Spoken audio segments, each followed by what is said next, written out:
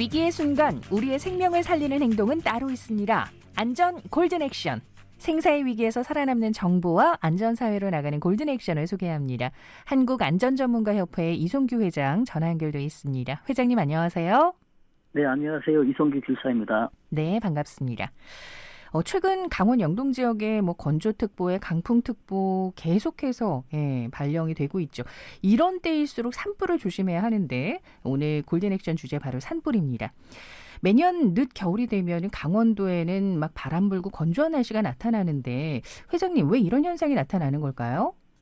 그렇습니다. 지금 이런 현상을 어떤 지형적인 문제로 볼 수 있거든요. 네. 그래서 겨울에는 주로 이제 서풍이 많이 불지 않습니까? 네네. 그래서 특히 이제 중국 쪽에서 센 바람이 많이 불어오는데 지금 오늘도 마찬가지거든요. 서쪽에서는 강풍특보가 지금 발령 중이고요. 네. 지금 강원 동해안, 강원도 쪽에서는 지금 건조특보가 발령 중이거든요. 그러면 왜 지금 이런 문제가 나타나자고 하냐면 지금 서풍이 불어오지 않습니까? 불어오면 지금 태백산맥을 공기가 넘어가거든요. 네. 그런데 태백산맥 기준으로 영서지방은 그 경사가 완만하거든요. 그래서 완만할 때 넘어가면서 비나 눈으로 수증기가 다 건조된 상태의 산을 넘어가거든요. 네네. 그러면 넘어가면 그때부터는 이제 경사가 굉장히 심한데 건조한 공기가 급경사를 내려가기 때문에 이때 이제 큰 바람이 형성되거든요. 네. 그래서 지금 영동 지방에서는 초속 50m까지도 바람이 형성됩니다. 그래서 공기가 건조하면서 바람까지 세지기 때문에 이 바람에 의해서 이제 화재가 발생해버리면 정말 위험한 상황이 되는 것이죠. 이런 바람을 양간지풍이라고 하죠. 양간지풍에 네네. 의한 산불 위험이 어느 정도나 됩니까? 그러니까 지금 우리가 양간지풍 하면은 지금 강원도에 양양하고 지금 간성에 고성이 있거든요. 네. 이 사이에 지금 설악산이 있어요. 그래서 설악산 높이가 1700m가 지금 넘지 않습니까? 네. 이 산을 넘어오는 이 공기가 지금 강한 강풍 건조하기 때문에 지금 이런 양간지풍이 발생을 하는데 이런 양간지풍에 화재가 발생하면 2005년도에도 가장 아주 큰 화재가 발생했었죠. 현재 강원도 일대 지금 건조특보도 계속 발령 중인데 특보 기준을 조금 살펴볼까요? 지금 우리가 이제 강풍특보하고 지금 건조특보에 의해서 지금 불이 이제 많이 발생하고 그렇지 않습니까? 화재가. 네네. 그래서 우리가 특보라고 하면은 주의보하고 경보로 이제 분류가 되잖아요. 그래서 네. 강풍주의보 발령되기도 하고 강풍경보도 발령되고 서해안 쪽에서 대부분 강풍주의보보다도 더 센 강풍경보가 지금 발령 중이고 동해안 쪽에서는 지금 건조경보가 지금 발령 중인데 지금 네네. 기준을 보면은 강풍주의보 같은 경우는 풍속으로 따지지 않습니까? 풍속 50km. 그래서 초속으로 하면은 14m 이상이 불 때를 강풍주의보가 발령이 됩니다. 그 다음에 강풍경보는 초속 21m 이상일 때가 이제 강풍경보가 발령되거든요. 네. 이거는 이제 시속으로 이야기하면 75km. 우리가 감이 없으면 우리가 자동차 운행할 때 속도 있지 않습니까? 네. 보통 7, 80km 가면은 이게 이제 강풍경보가 됩니다. 그 다음에 건조주의보하고 건조경보는 공기 중에 습도를 이야기하거든요. 네네. 근데 습도가 지금 실효습도라는 게 있거든요. 실효습도는 그날 하루의 습도만 이야기하는 게 아니고 그 며칠 전, 약 일주일 정도의 어떤 습도를 가지고 불이 날 수 있는 환경이 되는지 안 되는지를 이렇게 측정하는 것이거든요. 네. 왜냐하면 어제는 습도가 굉장히 높았는데 갑자기 오늘 습도가 낮았다 해서 그러면 불이 날 수 있는 환경이냐 그렇게 보지 않아요. 오늘도 습도가 낮았고 어제도 낮았고 그제도 낮았다고 한다면 굉장히 어떤 나무나 이런 불에 탈 수 있는 것이 건조하게 되잖아요. 네네. 이 측정하는 게 이제 실효습도거든요.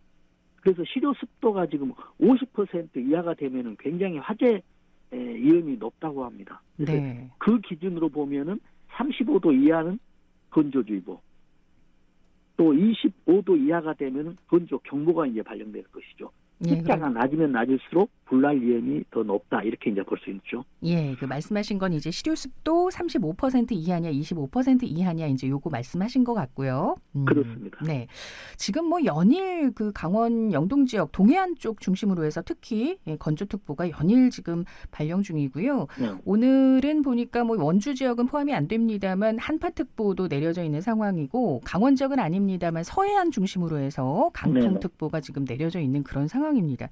많이 건조하고 뭐 바람도 불고 하다 보니까 산불 발생 위험이 높다는 건데, 자, 산불이 해마다 얼마나 발생하고 있고 또 그 피해 면적은 얼마나 되는지 좀 살펴볼까요? 그렇습니다. 지금 우리가 산불 관련해서는 국가 산불 위험 예보 시스템이 있어요. 네네. 재작년 기준이죠. 작년도는 아직 지금 발표가 되지 않았습니다. 초여가지고. 근데 2023년도를 보면은 산불이 596건이 발생했어요. 네. 거기다가 지금 피해 면적이 얼마냐면 4,992헥타르거든요. 우리가 헥타르 하면은 기준이 잘 떠오르지 않잖아요. 그러면 네네. 1헥타르는 가로 100m, 세로 100m를 1헥타르라 하거든요. 그러면 이 가로 100m, 세로 100m가 4,992개가 전부 이제 불에 탔다는 얘기죠. 2023년도에. 네. 서울 기준으로 하면은 605헥타르가 서울 면적이거든요.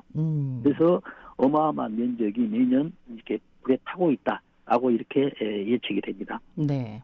서울에 뭐 한 8, 9배 정도 되는 면적이에요. 예. 그렇습니다. 이게 지금 매년 불에 타고 있습니다. 근데 뭐 강풍, 뭐 건조한 대기 이런 게 자연적 원인이라고 한다면 우리나라 산불은요 대체로 좀 인재로 인한 원인이 좀 많다고 들었는데 산불이 발생하는 이유들도 좀 살펴보죠.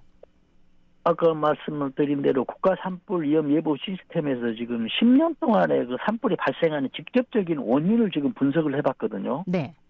그렇다 보니까는 거기에서 30% 이상이 어떤 원인이냐면 입산자의 실화로 지금 불이 발생해요. 그러니까요. 예. 예. 특히 이제 매년 증가 추세인데 이제 등산객도 늘어나잖아요. 그렇죠. 뭐 도시에서 있는 분들이 귀농 귀촌으로 인해서 좀 경치가 좋은 뷰가 좋은 어떤 산 밑에 이런 데 지금 집을 짓고 이런 뭐 개발이 많이 되잖아요. 거기에 있기 때문에 이로 인해서 또 산불이 또 늘어나고 있는 것이 또 많이 이렇게 통계가 잡히고 있습니다. 네. 이런 것도 주의해야 되는데 우리가 이제 이걸 떠나서 근본적인 어떤 문제를 보면은 지구 온난화에 의해서 지금 지구가 따뜻해지고 있다는 얘기죠.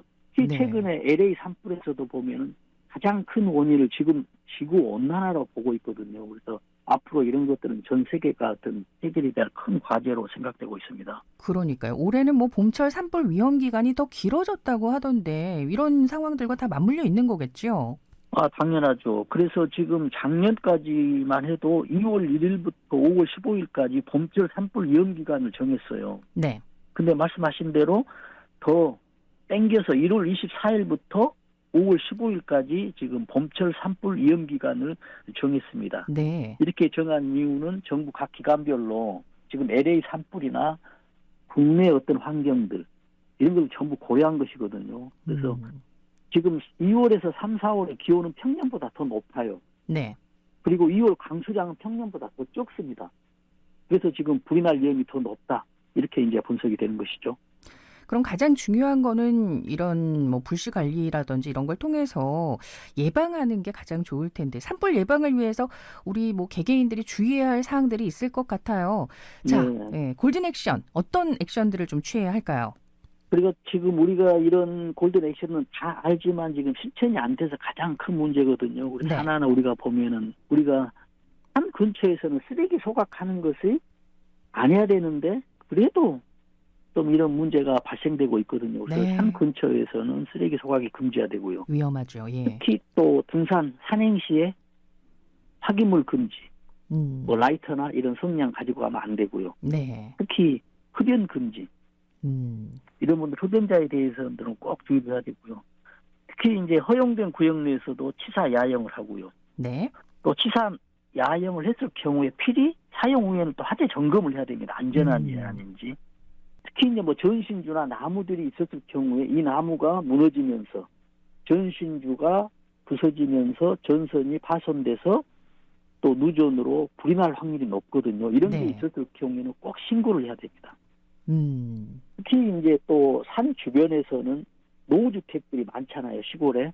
그렇죠. 이런 노후된 경우가 주택들. 있을 경우 전기 안전점검을 필수적으로 하고 문제가 있었을 때는 어떤 신고하는 이런 체계가 있으면은 더 안전한 산불 예방이 되겠습니다. 그래요. 지금 많이 건조한 상황입니다. 작은 불씨도 예, 좀 세세히 좀 잘 살펴서 그 유명한 말 있잖아요. 꺼진 불도 다시 보자. 네. 예. 아이고, 알겠습니다. 안전을 위한 골든 액션 기억하고 지키도록 하겠습니다. 오늘 말씀 전해주신 회장님, 예, 감사하고요. 다음 시간에 뵙겠습니다.